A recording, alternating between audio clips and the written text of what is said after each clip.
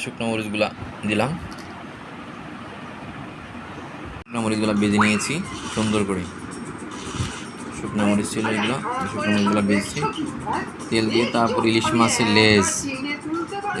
লেজগুলো আমরা সুন্দর করে হালকা হলুদ দিয়ে ভেজে নিয়েছি, এবং যাতে সুন্দরভাবে দেওয়া হয়। আর এই যে পেঁয়াজ, এই পেঁয়াজগুলো আলাদা বাচ্ছি, আলাদাভাবে সুন্দর করে ভেজে নিচ্ছি যাতে সমস্যা না সুন্দর হয়। এখন আমি ইলিশ মাছগুলা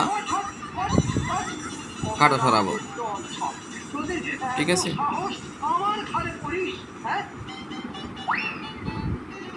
আমরা কি ইচ্ছে করে আপনার ঘাড়ে পড়েছি নাকি? দেখতেই তো পেলেন ইদারার ভেতর থেকে দড়িটা কেমন পটাং করে ছিঁড়ে হাতে চলে এলো, আর বালতি রয়ে গেল ওই ইদারার ভেতর। কি মন্ত্রী মশাই, আপনি তো কিছুই করতে পারলেন না দেখছি। এই মুখ সামলে কথা বলবি বলছি। করতে পারলাম না মানে কি? আমি আবার চেষ্টা করবো। নিয়ে আর একটা বালতি। এই গ্রামে আর একটাও বালতি নেই। বালতি নেই? ঠিক আছে, দরকার হলে ইরাতে নেমে আমি দেখে আসবো বালতি হারাবার কারণটা কি।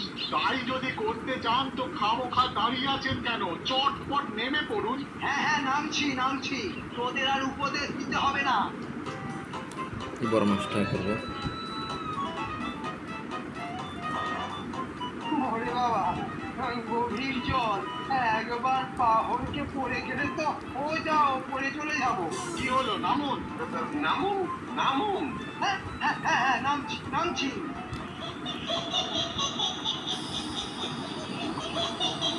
ওরে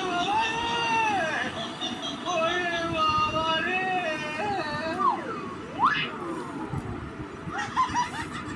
যা, তো জ্ঞান হারিয়ে ফেললো। কি হলো বলতো গোপাল? মন্ত্রী তো গেছে অনেকক্ষণ, কিন্তু এখনো তো ফেরার কোনো নামগন্ধ নেই। এতক্ষণ সেখানে কি করছে বলতো?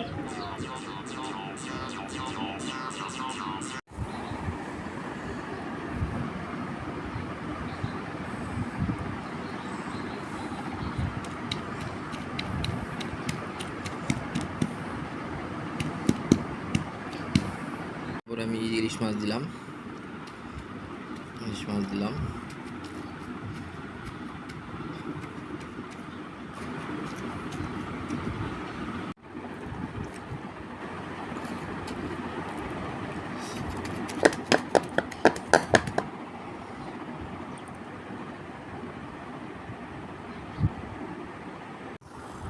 এই হলো ভর্তা।